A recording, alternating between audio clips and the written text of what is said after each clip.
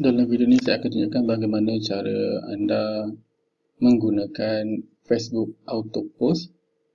Okey, kegunaan Facebook Auto Post ni adalah anda boleh menghantar ataupun update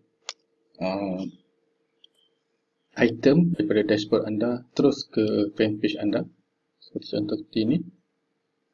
Okey, anda melalui dashboard shopping cart anda terus boleh di-update ke Facebook fanpage anda. Okey, cara untuk anda membuat update tersebut adalah pergi ke bahagian produk. Anda pilih produk mana yang anda ingin hantar ke Facebook fanpage anda. Contoh, saya pilih produk ni, klik edit. Okey, kalau anda perasan pada bahagian sebelah kanan browser anda akan nampak lihat post to Facebook FB wall.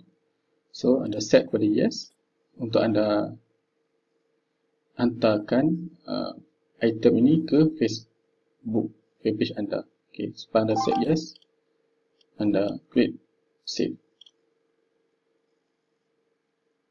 Sekejap. Okey, so yes, save.